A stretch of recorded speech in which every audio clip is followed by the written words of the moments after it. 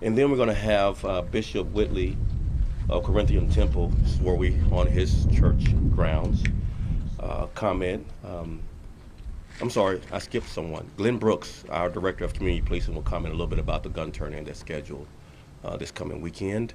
And then we'll have Bishop David Whitley of Corinthian Temple Church comment. Then I'll come back for some questions. So today we're here on Corinthian Temple Church of God in Christ in the West Garfield Park community on the great west side of Chicago. And I appreciate Bishop's invitation here to have this presser on his property. Yes, sir. I'd also like to acknowledge two of our city's outstanding public servants on the Chicago Police Department, Deputy Chief Patrina Wines of Area 4 and Commander Davina Ward of the 11th District, where we are here now. These two leaders, these two women, along with the brave men and women under their command, are working tirelessly to make the west side of Chicago and the entire city safer. Here in the 11th District, homicides are down 22% compared to the same time frame last year. And shootings are down 18% here in the 11th District compared to that same time frame on last year. And overall violent crime in in Area 4, in the district is down 8%. So shootings are down, homicides are down, violent crime is down here on the west side. We're also seeing reductions in shootings and homicides across the Area 4, which encompasses the 10th District and the 15th District. For Area 4, which includes 10, 11, and 15, shootings are down 23% and homicides are down 31% here in Area 4. Despite all the challenges across the city, and there are numerous challenges, overall in this city, in Chicago, homicides are down 16% this year. And shootings are down 18% this year. That's compared to last year. Gun violence is also down. Those two categories of shootings and homicides are also lower than 2021, as I mentioned. 2020, it's lower than 2016, and it's lower than 2017 so far this year. So we are making progress reducing gun violence in Chicago. And it's been down for several consecutive months since February of this year. In the top 55 beats, which drive half of our violence in the city, where more than half of the violence occurs, homicides are down 24% in these top 55 beats, and shootings are down 30%. So we're seeing progress significantly where we're focusing our attention. 11 of those top 55 beats are here in the 11th District. Heading into this weekend, we encouraged all to be safe and mindful of their neighbors amid the Mexican Independence Day celebrations. And as you know, we had our challenges over the celebratory period. Officers remain present in high traffic areas, and our caravan task force enforced violations. In connection to those caravans, the following activity occurred. Over 30 arrests, 23 impounded vehicles with more pending impounds to come based on video evidence, and 345 parking tickets. This coming Saturday, we'll talk more about that activity later with Q&A, I'm sure. But this coming Saturday, I just wanted to highlight, as I mentioned earlier, we're partnering with our faith communities to hold 2 gun turn-in events. One will take place here on the west side, as I mentioned, and Glenn Brooks will talk more about both turn-ins. But we're enhancing our visibility, our engagement, and our collaboration. And one thing we know is that gun violence is preventable.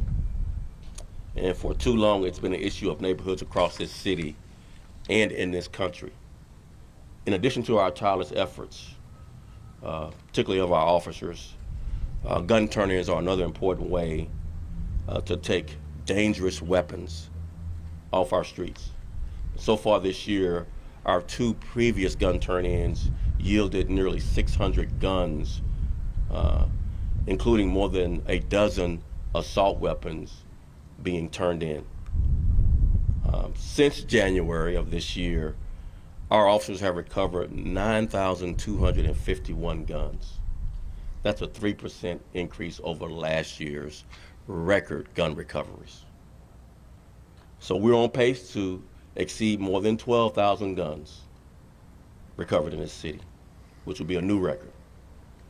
Our officers have also made more than 4,300 gun arrests this year. And before I turn over to Glenn Brooks to comment more on the gun turning, I just want to highlight a totally separate issue, but I think it's important. Recruiting is up. Recruiting new Chicago police officers is up. We've hired more new recruits this year than we did in all of 2019. We're on pace to hire above our attrition this year and to significantly catch up on our vacancies. So more to come on our recruiting efforts, but recruiting is up. Recruiting is up. We've hired more new recruits this year than we did in all of 2019.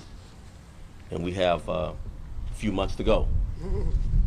So with that, I'll turn it over to Glenn Brooks, comment on the gun turn-in, and then I think we'll have the bishop come up and I'll come back for questions. Thanks. Good morning.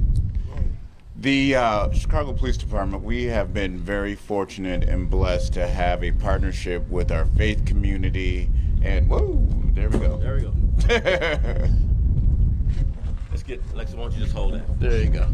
We've been very blessed to have a partnership with the faith community and the Don't Kill a Dream, Save a Life gun initiative.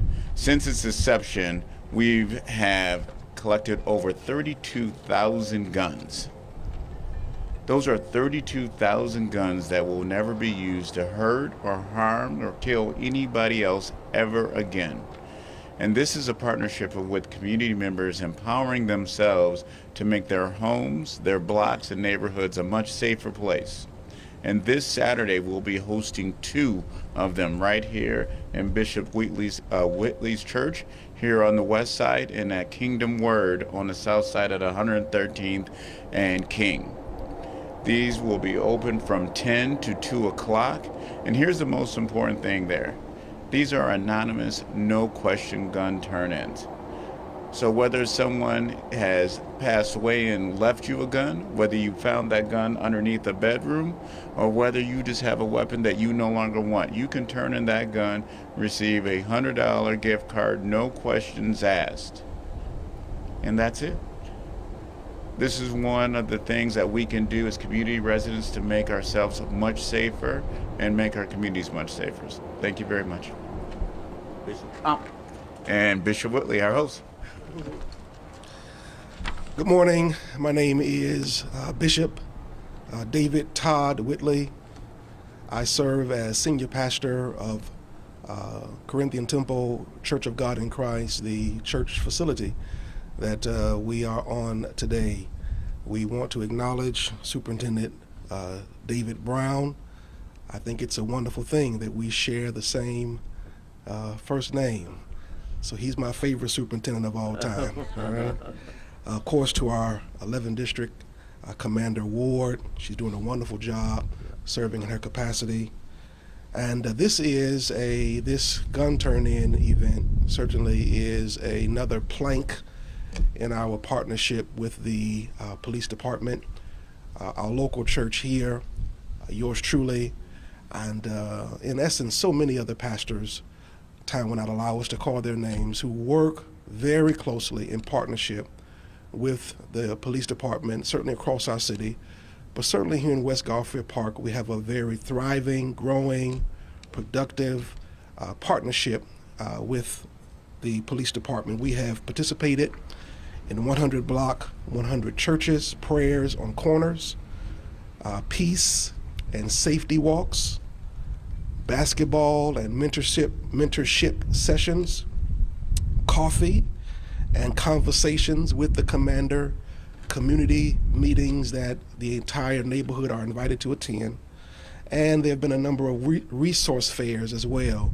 And so this is just another opportunity for us, amen, to again partner with the police department and make our communities safer and more peaceful.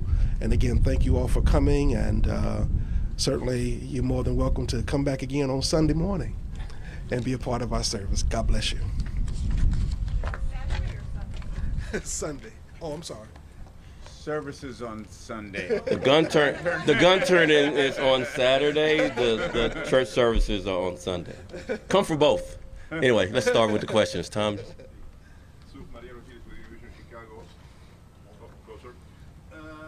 Explain the situation during the weekend with the celebrations in downtown, and maybe you can give us your opinion about the fact that the Mexican community hasn't had a proper celebration in downtown for the last several years. Do you think the city maybe should start organizing something like that? I think we spoke about that, the mayor did, on trying to figure out how do we better organize the celebrations. Obviously, we're trying to strike the right balance. All communities, all cultures, all people are welcome downtown. And that Thursday and Friday just got to a point where we had to make some different decisions because of some public safety reasons that we've expressed extensively. We communicated, I think, over-communicated, trying to strike that balance with overall public safety and convenience with our neighbors, and allowing these celebrations to occur everywhere in the city and to include our downtown. But at some point, of course, we had to better organize the traffic flow so that emergency vehicles, 911 calls, and other emergency issues could be handled, along with just the overall basic convenience of the people who live downtown being able to get in and out, which was a struggle. So if we were to better organize and have a location, my thoughts are, I think we've been trying to do that from a policing standpoint, and people want to come downtown and celebrate. So we'll try. We need the cooperation of the community. We really do. I think the Mexican consulate took a leadership role, and we really appreciate their help in trying to navigate some of the celebrations. But again, certain groups just want to come downtown to celebrate it. We need to try to figure out if there's something we can penetrate in convincing them to go maybe in a different area that's less intrusive on neighborhoods and public safety. Just a follow-up, I mean, celebrations used to be in Millennium Park every Right. single year until, if I'm not mistaken, 2017. Right. Don't you think they should go back there, maybe in an organized manner? Right. So, again, I think this has to be a grassroots, bottom-up decision, not dictated by the superintendent on where you can go to celebrate. I think this community has its own thoughts, and who am I to dictate where? But we're all for any type of organized celebration that takes the pressure off of our resources to manage the traffic flow. So we're just going to defer to the community and the influence of community leaders and stakeholders on that dynamic occurring in the future. Tara Molina, CBS Chicago. Sorry for the bees. Yeah. Yeah, it's a struggle here. So kind of going off that, you addressed a bit of it, but we've seen the downtown area and the police department overwhelmed in the past in cases where there wasn't a chance for preparation. We know this is coming every single year, a multi-day event. Can you tell me about what went wrong and how that's going to be addressed moving forward? So instead of focusing on what went wrong, here's what went right. I think you guys use a lot of your airtime on what went wrong. I don't need to belabor that point. What went right is that I think we allow people to celebrate wherever they wanted to and however they wanted to. But at some point, we prioritize public safety. I would hate to have made the decision before any celebration started to tell certain communities, you can't come downtown. I think that would have been the wrong thing to do, to be quite honest with you. And I know that's not what you're saying, but I just wanted to make sure to make the point that this is a welcoming city, particularly, not being tone deaf to what's happening with the Mexican immigrant community right now in this country. I think it's really important to say the words that you're welcome in this city and you're welcome to celebrate anywhere in this city. Now, we'd rather not have the traffic challenges that we had, but for by and large, the celebration with thousands of cars, if not tens of thousands of cars, with very little violence, if any. This was traffic congestion, which is highly annoying for people who live downtown, obviously, and frustrating, having to wait 2-3 hours to get from point A to point B. But I think we try to strike the right balance. We do know it's coming every year, but you can't dictate to communities what they can do to celebrate and where they can go, nor do we want to. And we want to be cognizant of the city's welcoming message. We won't be hypocritical about that. We could say welcoming and it's just lip service, but you can't come downtown. That would be the wrong thing to do. We didn't do that. Once we realized that Thursday and Friday's challenges were public safety issues that had to be addressed, we made the tough decision to not allow certain things to happen downtown. And I think that's the right message we want to send to all communities. Understanding the welcoming message and everything that you said, looking at this in a positive perspective, but for those who saw this and were incredibly concerned from a public safety perspective, are you saying that how the city handled things following those 2 days would be how this would be approached moving forward, or saying anything to those who are extremely concerned by what they saw this weekend? Sure. Traffic congestion is always a concern. I just want to highlight is traffic congestion. We had significant challenges across the city with violence as well as we do every weekend. But we had a safer weekend than we had last year at this time, a much safer weekend. Less shootings, less homicides, less overall violence this past weekend than we had from previous weekends. So I would say, at the end of the day, we were safer. We do want to engage the community to try to have a much more organized Mexican Independence Day celebrations. There are some challenges related to how they ended up wanting to come downtown. And maybe we can make some progress on a much more organized, but it likely needs to be from the bottom up, not from government dictating to the Mexican American community where to celebrate. So I'm not the messenger on where you can celebrate because I represent government. We had great partnerships with the Mexican consulate, and likely there are other stakeholders in the Mexican community here in Chicago that can facilitate organizing maybe a certain place that can be more organized without the traffic flow impacts. We've had traffic flow impacts for other celebrations, for other communities, right? So let's not highlight one because of and maybe be accused of treating one community over and better than another or different than another. Again, we can always do better. Our job is never done, and I think we will do better. I heard from a lot of people that it was better the last couple of days than it was the first couple of days. So that's progress. We do want it to be better for the whole celebration. Of course we do, but not at the expense of unwelcoming a certain community to any part of town. Yes. Hi, Superintendent Brandt. My name is Priscilla with Philomena Chicago. I am wondering, you said that the biggest public safety concerns came between Thursday and Friday, and Saturday there was a presser announcing certain street closures that were going to take place after 5 o'clock. Now, if you go online, if you see the videos, people were more concerned about the things that took place, like you mentioned, Thursday and Friday. Yep. Now, can you describe a little bit what happened Saturday night? Was it less of people downtown? You mentioned tens of thousands, but the numbers as in 30 arrests, 23 impounded cars, and 345 parking tickets. It make you wonder, there's a lot more cars and it was a huge crowd compared to these numbers that are coming in. Yeah, sure. Thanks for that question. It gives me an opportunity to say, for the most part, it was a very respectful celebration. There were very few people in the crowd that caused us significant challenges from a criminal standpoint. And we took swift enforcement action when that occurred. And just highlighting, there were tens of thousands of celebrating cars and people through those whole, 4 days. So that's number one. It was overall peaceful, rare exception, any real issues related to crime. But there were issues related to crime, and there were issues related to public safety because emergency cars, fire trucks, ambulances, as well as police cars couldn't get from point A to point B in case of an emergency.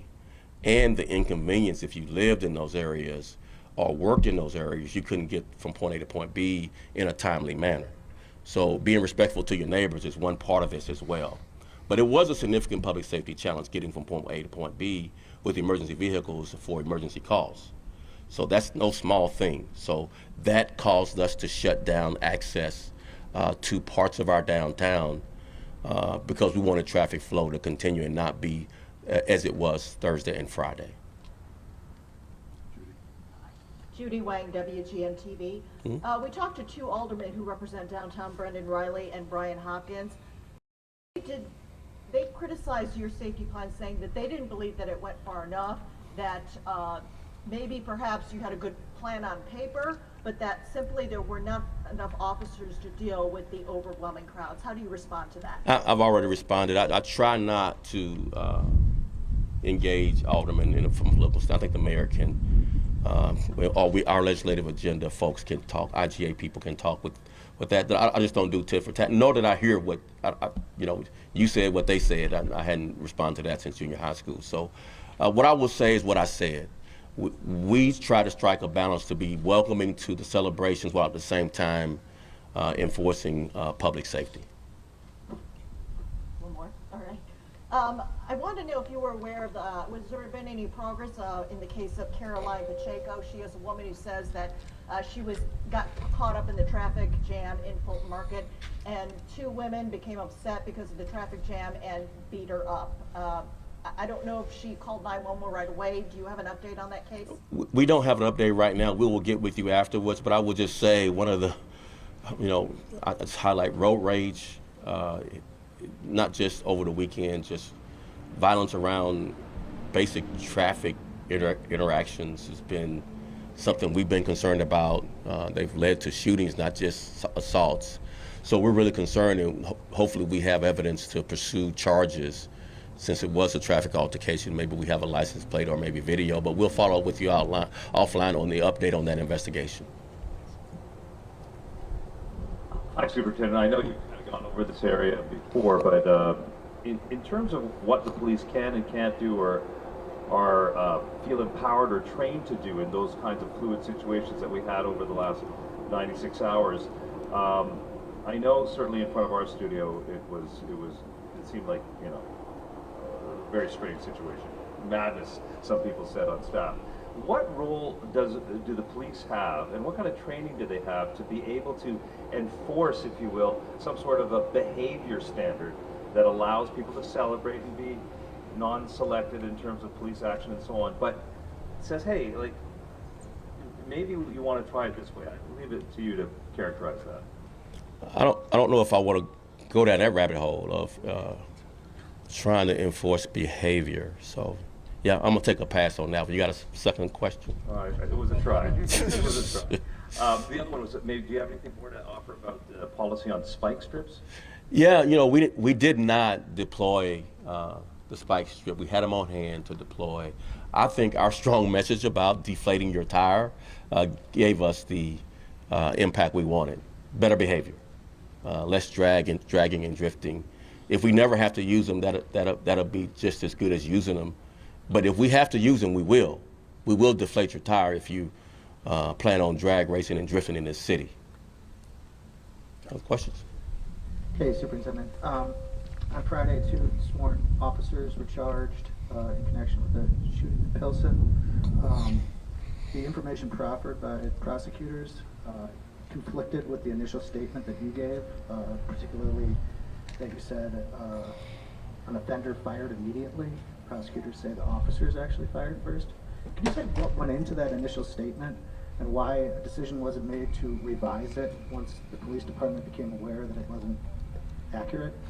Yeah, I think it was your paper that printed my full statement, which that's not what you said.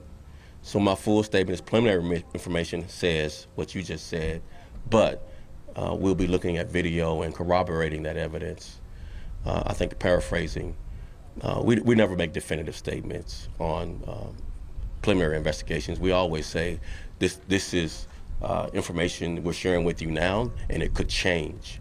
And we always put it in those terms. And I thought your paper actually quoted me pretty accurately, and you just may be paraphrasing. So we didn't offer witness testimony because we didn't witness this. We just go by our initial interactions with what officers may say at the scene. And we share that rather than not saying anything. All of the information has to be corroborated, of course, in a full investigation, and COPA conducts those investigations. So we didn't, or I don't know, I guess you're accusing me, I didn't conflict with what ended up being accurate based on video evidence, is that there was not an initial exchange of gunfire as was initially reported. Why let a statement like that dangle when there it was? I don't believe we let it dangle. I thought we shared that there's some conflicting information based on what the officers were saying initially. Can I get one more question? Yeah. There was another police shooting this weekend. I'm wondering if you can give us some information, narrative of what happened. Saw 2 weapons were recovered. We understand this was a boy, a juvenile. We're wondering where he was, how old he was, where he was wounded, what his condition is. So we'll let the medical examiner's office and other investigators. Wait, I take that back.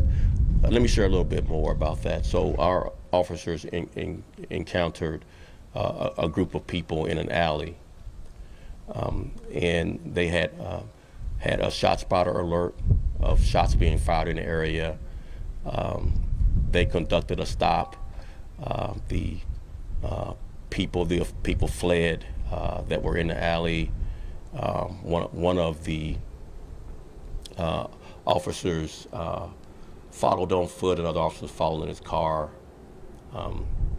Preliminary information, Tom, says, subject to change based on corroborative evidence, to include video. But this is rather than not say anything, we'd like to provide you with what we have, which obviously could change because it's so early. And then there was an exchange of gunfire by officers. I don't believe we know that offenders fired, but the offender was armed. We're not sure from that point, without any further video review, of how that interaction occurred. But as soon as we know more, we'll try to share it with you, but we always defer to COPA on how much to share. And when you talk about dangling statements, COPA is in charge of the investigation, so we don't try to continue to investigate things in the press until COPA completes their full investigation, Tom. And again, I wish I had my statement with me on that first one, but I just take exception that we had something dangling that ended up changing. We always put a caveat on every statement we make on something that's an ongoing investigation. And Brendan, I don't know if you want to share anything else, or that's most of what we can share. Yeah, we can't share. We know more, but we're going to turn it over to COPA to share what they need to share. No, not at this point. I know there's information that he's a juvenile, but it's not our role to share age and such. So we'll let.